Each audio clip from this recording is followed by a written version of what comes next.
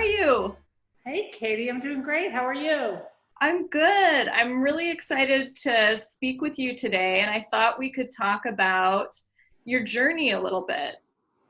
Okay, that piques my interest. So, Sarah, I know that you studied economics at Yale. What drew you to the field? Um, it was some professors I had at Yale. There was Robert Schiller and Dave Swanson. I took both of their classes early on in my academic time at Yale, and just really thought it was engaging. They they each made economics seem so inviting and interesting. So Oh, I I love started my that. journey. Yeah, professors can provide such a powerful opportunity to really get fired up about different topics. That's neat. Yeah, I found myself able to follow the concepts pretty easily and apply it to what was going on at the time economically. And I found myself always eager to go to the next class. So it seemed to really be an easy fit in terms of the way my brain works and how I like to cover current events and the relationships between different forces. So it was that's how I chose to be an economics major. Oh, that's so cool. And that's part of what interested me in being a part of this firm and this work at Fulcrum. I'd love to hear a little bit more from you. Did you always know that you wanted to be a financial advisor? I didn't decide to come into becoming a financial advisor until after I graduated. I think my journey to be an advisor started a lot sooner. When I was a little girl, I was very much fascinated by money market accounts. And at that time, money market rates were really high. They were like 18%, and I got into tracking interest rates. And so I remember as a young girl, I think I was in sixth grade, I had saved money to qualify for a money market account and get more interest. So I know when we say now 18% seems so high now that interest rates are, 1%.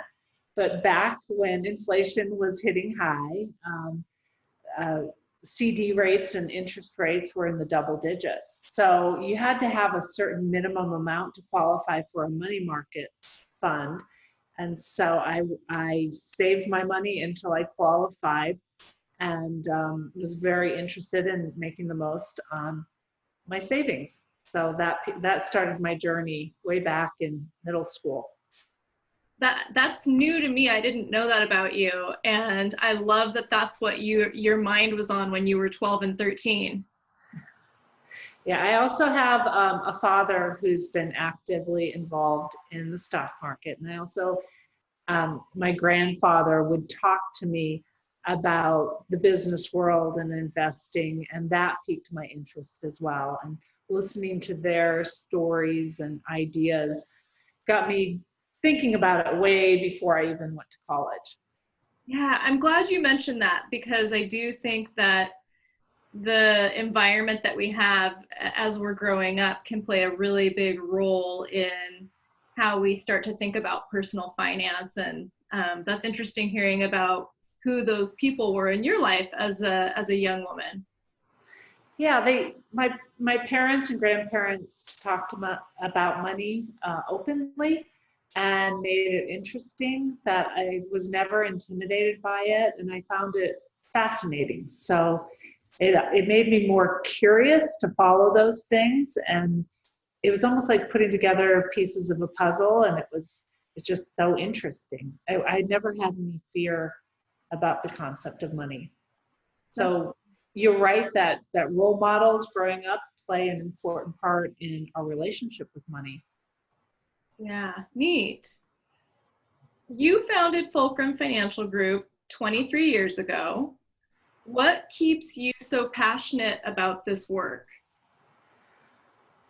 Well, we are so passionate. I'm so passionate about making a difference in people's lives. I've been fortunate enough to see people navigate their own lives and make decisions based off of the advice that we've given them, and see their dreams be achieved. So it's also so rewarding when they come back and can express their appreciation for guidance along the way. So making a difference, a positive difference in people's lives, has always been the driving force of what's behind Fulcrum Financial Group, and still makes me just as passionate today as I was when I started the company 23 years ago.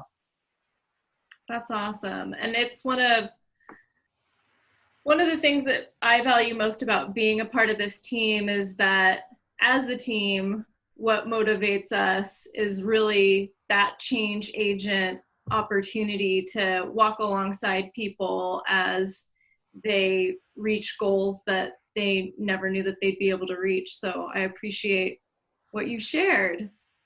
Yeah. Okay, one last question for you. What is your favorite aspect of what you do on a day-to-day basis? The favorite action that I love about what we do is getting to know the whole situation with our clients. We are privileged and everything's in strict confidence. Many times we find out what their dreams and goals are, as well as we find out when things aren't going so well, like maybe they have health issues or there's some challenges that they're facing. And it's rewarding to help them, work with them, giving advice so they can see some different options that maybe they didn't see before. So having a different perspective and helping them navigate with that advice, that is definitely has been and continues to be the most rewarding part of this job. So being a problem solver and being a change agent, we wear those titles proudly. That's awesome. Well, thank you so much for your time today, Sarah. It's been really great just hearing a little bit more about your story. I know people are going to be really interested to learn more. Well, you're always so fun, Miss Katie. Appreciate you.